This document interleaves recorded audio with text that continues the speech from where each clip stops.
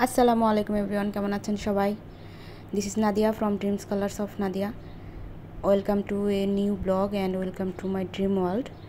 Always tension থাকে যে বিকেলবেলা কি একটা নাস্তা বানাবো যেটাতে বাচ্চারা একদমই খুশি হয়ে যাবে।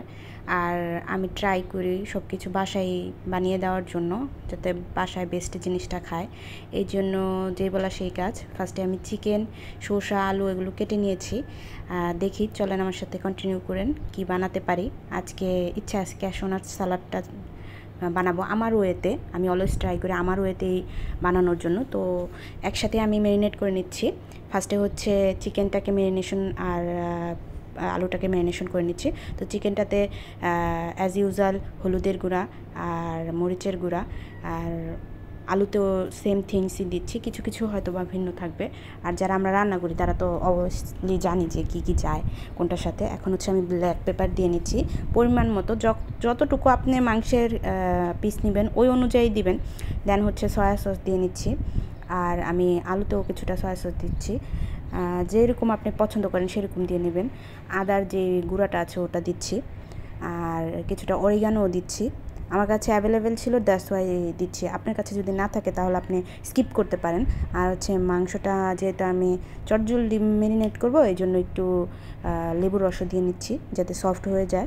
আর বললামই তো, বাসায় যা থাকে তা দিয়েই করে নেবেন।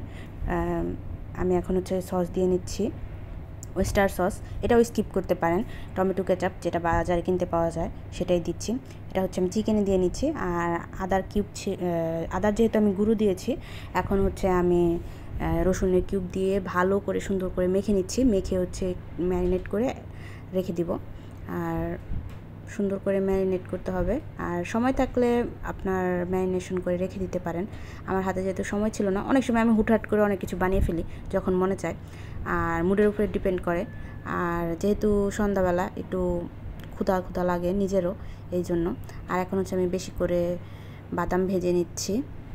আপনার যে যেরকম পারেন সেরকম, আপনি অন্য বাদাম দিয়েও করতে পারেন, যেহেতু ক্যাশিউ নাট সালাদ বলেছি এই জন্য আমি হচ্ছে এই বাদামটাই নিয়েছি।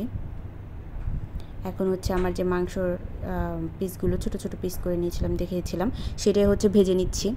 আমি 2টা ব্যাচে ভাজবো, যদিও এখন লেগে যাচ্ছে মনে হচ্ছে, নেক্সটে হয়তো বা মনে হবে না, আলাদা আলাদাই হয়ে যাবে ভাজতে ভাজতে। আমি হচ্ছে কিছুটা কিন্তু ভেষনের গুঁড়াও দিয়েছি। আপনারা ভেষন না দিয়ে ময়দার গুঁড়া ইউজ করতে পারেন। আমার সামনে আসলে অ্যাভেলেবেল ছিল না, দ্যাটস ওয়াই আমি হচ্ছে ময়দার গুঁড়া দিইনি, মানে ময়দা।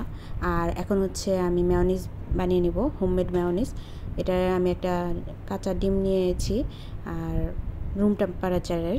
আর এখানে ব্ল্যাক পেপার, লবণ, আর হচ্ছে আপনার সয়াবিন তেল। আমি হচ্ছে ফার্স্টে চাচ্ছিলাম যে আমি ব্লেন্ডারে করি, আমি সবসময় ব্লেন্ডারেই করি। এখন এতক্ষণে আমার হচ্ছে চিকেনটাও ভাজা হয়ে গিয়েছে, আর সেকেন্ড ব্যাচটাও আমি দিয়ে নিয়েছি, ভালো করে ভেজে নিব। আর হয়তো বা একটু ময়দার কোটিং করলে বা কর্নফ্লাওয়ারের কোটিং করলে একটু ক্রিস্পি হইতো। আমি যেহেতু এগুলো দেইনি, ছিল না বাসায়, এখন হচ্ছে একটু কম ক্রিস্পি হয়েছে এই আর কি। দেন হচ্ছে আমি বিটার দিয়ে বিট করে নিচ্ছি, বললামই তো ফার্স্টে চাচ্ছিলাম যে একভাবে, এখন হয় নাই, দ্যাটস ওয়াই আমি আবার বিটার দিয়ে বিট করে নিচ্ছি। এখন হচ্ছে আলুটাও আমার ভাজা হয়ে গেছে। এখন সব কিছু একসাথে অ্যাসেম্বল করার কাজটা করব।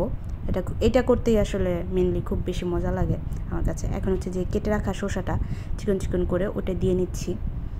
আপনাদের যে যেরকম পছন্দ করেন, সাথে কিন্তু আপনার কাঁচামরিচও অ্যাড করতে পারেন। যেহেতু বাচ্চারা আছে এই জন্য আমি আর কাঁচামরিচ অ্যাড করিনি। আর ওদের জন্য কিছুটা চিকেন আমি আলাদাও করে রেখেছি, যেভাবে খেতে পছন্দ করে ওইভাবে খাবে, সমস্যা নেই। এখন হচ্ছে বানিয়ে রাখা যে মেয়োনিজটা, হোমমেড মেয়োনিজ, ওইটা আমি দিয়ে দিচ্ছি। আপনারা বাসায় কিন্তু বাজার থেকে কিনে আনা মেয়োনিজটা অনেক বেশি প্রাইস হয়, প্লাস করা যায় না।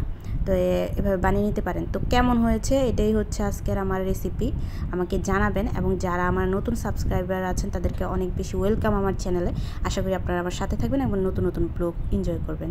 Thanks for watching. আসসালামু আলাইকুম।